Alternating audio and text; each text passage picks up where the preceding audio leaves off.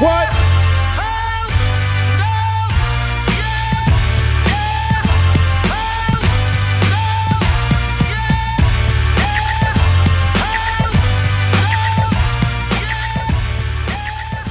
Coach, we're off the Christmas break for our first sit-down since then. I guess let's get to first things first. How was Christmas with you and the family? Well, not much of a break, but we did have a great Christmas. I think the best thing was all my kids and grandkids were here. And how big a group is that nowadays? That's 14. So they all were at our house, and so Christmas morning was pretty exciting. Christmas Eve was fun. We had a nice dinner, and my parents came over. So it was a really short but great little celebration, and then Christmas night we were back in the Marriott Center practicing. So it's really interesting. So I think sometimes during this break when the players are out of school, it's easy to kind of lose track of time, especially with those 4 games in that 10-day period. Mm-hmm.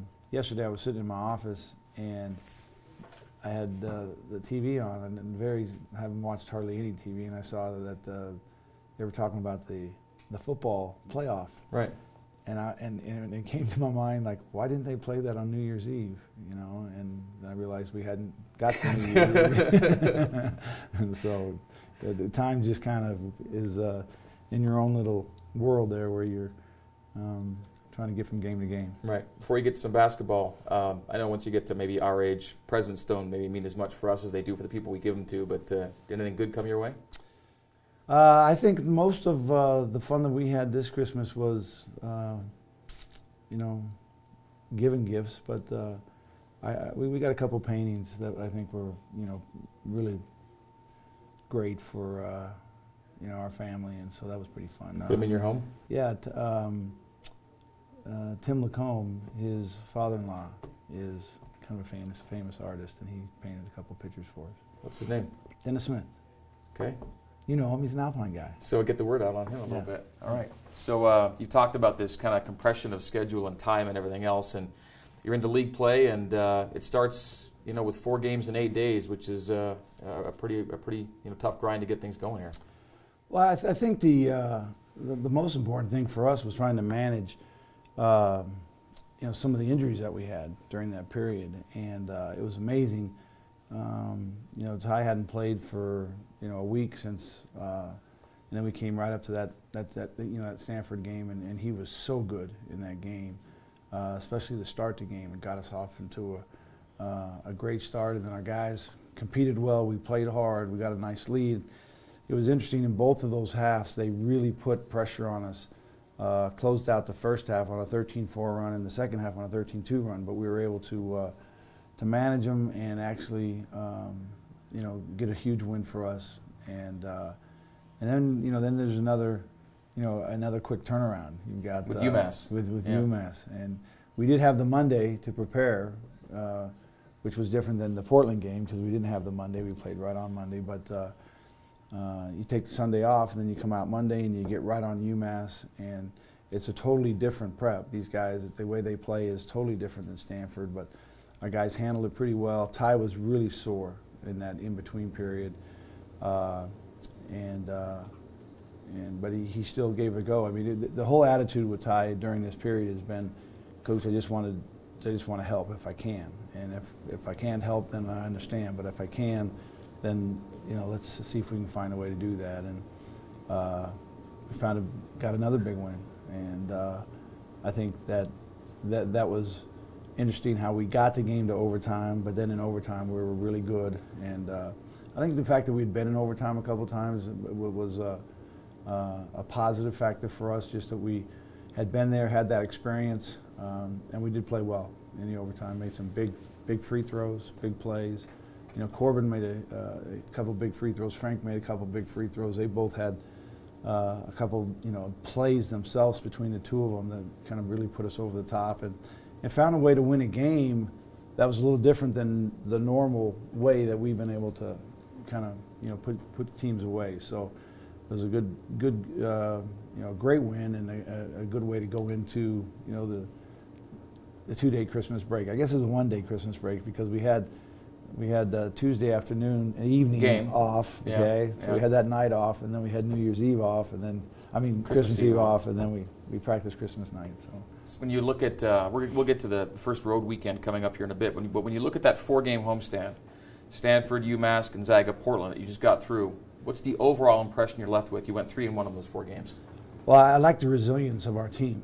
we haven't been able to really find the same group of guys every night that you know, at this time of year you'd like to know, have maybe the roles on our team a little more defined. But we've got issues with Nate, you know, trying to find, you know, what he's actually going to do and bring to us at a certain time. So that's still kind of out there.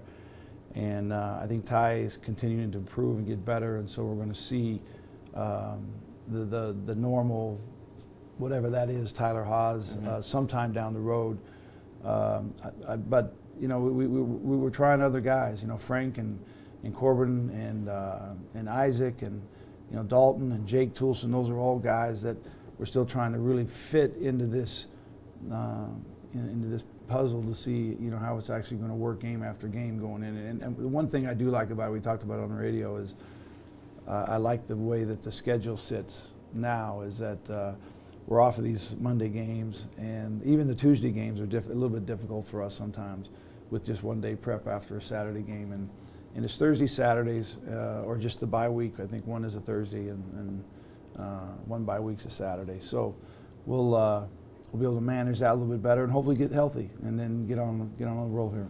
As a staff, how trying has it been dealing with all the injuries and the scheduling and everything else, in terms of how much of a mental maybe challenge has it been to get to a place where you guys feel like you got a baseline? Well, the biggest problem is that when something, you know, goes, you know, you all agree on what's going to happen and you play that way and you're successful, and then things start to kind of change.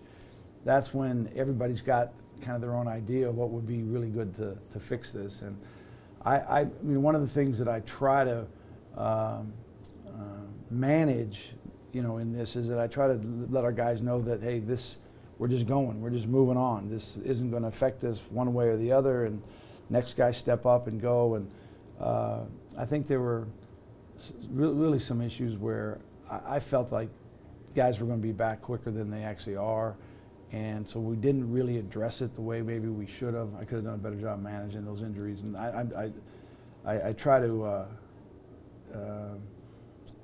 make it like it's business as usual every day. And I think in some ways, you know, we could have done a better job. That's kind of your personality, though. That's, yeah. I mean, I think we can overcome anything, and no matter what the situation and what the you know, the cards are dealt to us, that our guys are good enough, and in most cases we are. And you know, we took this December schedule. We had 8 games, and felt that if we could go 8-0 in this December, that it would be really a special month. And we ended up 6-2, and got 2 big road wins, which I think was a good experience for our team. But you know, getting beat by the 2 nationally ranked teams on our floor is a little disappointing. Well, things are going to get better. Ty's going to start feeling better. Nate's going to come back. Things are going to rebound at a certain point. Until then, it's just a matter of going out and getting wins. Yeah, and I think that last night was a really good start for us. I think that you know, we put Ance in the starting lineup mainly just to kind of combat the first 10 minutes of the game. And without a prep day, that was a team that I think our guys are really comfortable with. We've played a lot of minutes together with that group, and we got off to a good start. And then the first part of that second half, defensively, I thought we were really good. We scored the ball well, got a lot of baskets in transition, and because of our defense, and then we were able to manage that game and finish it, and that's a big win. And now we'll have a couple days to look forward to this road trip. You think you want to stay this way with the 4-guard lineup to start for a while, or? I mean, I don't want to stay this way, you know, for the entire season, but you know, it may be something that we continue to look at, or you know, we'll take a look today and tomorrow and see exactly what we feel is the best way going forward. We got to get a look at these 2 teams and see what matchups are going to be, and you look at that 4 spot, which kind of seems to be our issue right now, and you know, Santa Clara is kind of a stretch guy, and San Francisco is kind of a stretch guy in Tollefson, and I haven't really broke that down, but just from the past. So we probably have the option to go either way, do either way. How close is Nate coming back for you, and how's Corbin coming along in terms of being able to play more and more for you? Nate's situation is it's you know, you kind of say it's day to day, but it's really still sore. It's a painful thing for him, and so you know, you try to talk to the trainers about some kind of estimate. You know, is middle of January? Are we talking about the 1st of February? And it's really kind of just day to day, but it won't be this weekend. Yeah. You know, and so we'll just move forward with him. I think that Corbin's minutes continue to increase, and I think the more he plays, the more confident he gets out there. There is a lot to learn in a system, and it doesn't look that way. It looks like there's just 5 guys out there passing the ball around and shooting, but there's a lot of things, and sometimes the more you put on players, especially young players, it really hurts their ability to actually perform the things that they do well.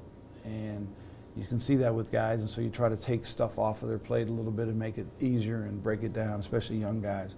But with Corb, I think we're getting to a point when you start to add things to them, and I think it's going to really help our team. Okay, finally, blue jerseys and a conference road weekend for the first time. It's it takes something special out of your team to get these results on the weekend. We need a lot of guys. That's the one thing about a back-to-back road swing, which you start in these leagues, where you play on a Thursday, and then you regroup on Friday, and then go play on a Saturday. You need 10, 12 guys to all come and find a way to participate to help your team win, and hopefully that's what we get this weekend. And with the guys having just gotten a nice win over Portland, it's a good way to hit the road, isn't it? I mean, well, I tell you, the preparation for the next challenge is a lot easier mentally when everybody feels good about a win. I think there'll be guys that'll come in today that'll be a little bit down, a little bit disappointed about their own situation, but as far as the team is concerned and the way we feel, I think that the best thing about our game last night is how we stayed together. It was a 40-minute game where we never really frazzled away from what we wanted to do as a team. We shared the ball really well. We assisted the ball really well. I thought defensively that as a team we did a really good job of staying with our game plan. Late in the game, they kind of turned it, and they got 6 offensive rebounds in about a 5-minute period, which is how they really play and how they score. That's probably the part that is maybe the most disappointing in the game, but our guys stayed together and we got a big win. All right, good luck by the Bay this weekend, and we'll see you again here next week. All right, thanks a lot, Greg.